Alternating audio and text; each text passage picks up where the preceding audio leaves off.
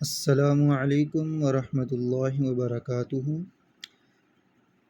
آج ہم آپ کے سامنے ایک نئی ویڈیو لے کر حاضر ہوئے ہیں، جس میں ہم آپ کو بتائیں گے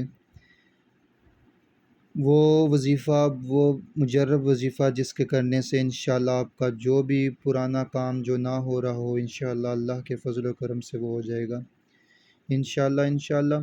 آپ ایک مرتبہ کر کے ضرور دیکھیں۔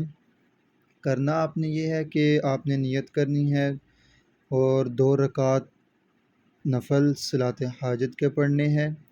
اس کے بعد آپ نے 11 مرتبہ درود ابراہیمی پڑھنا ہے اور 11 مرتبہ ہی سورہ توبہ کی آخری آیت فَإِن تَوَلَّوْا فَقُلْ حَسْبِيَ اللَّهُ لَا إِلَٰهَ إِلَّا هُوَ عَلَيْهِ تَوَكَّلْتُ وَهُوَ رَبُّ الْعَرْشِ الْعَظِيمِ، اور پھر 11 مرتبہ آپ نے درود ابراہیمی پڑھنا ہے۔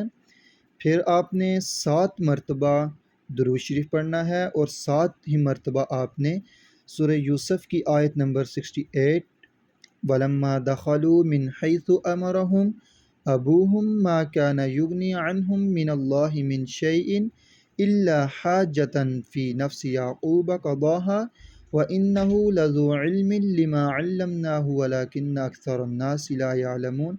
جب آپ نے من شیئن الا حاجتن پر آپ نے آنا ہے تو آپ نے جو کام آپ کا وہ ذہن میں رکھ کر، اور الا حاجتن ان 2 چیزوں کو آپ نے ذہن میں رکھنا ہے، آیت کو بھی الا حاجتن اور جو کام نہیں ہو رہا اس کو بھی، ان دونوں کو ذہن میں رکھ کر آپ نے یہ پڑھنا ہے الا حاجتن۔ ادھر آپ نے تھوڑا غور کرنا ہے۔ اس کے بعد آپ نے آیت مکمل کرنی ہے اور 7 مرتبہ درود شریف پڑھنا ہے، اور انشاءاللہ اللہ کے سامنے دعا کرنی ہے۔ انشاءاللہ اللہ نے چاہا تو آپ کا وہ کام ضرور ہوگا انشاءاللہ، اور دعاؤں میں یاد رکھیے گا۔ اللہ حافظ۔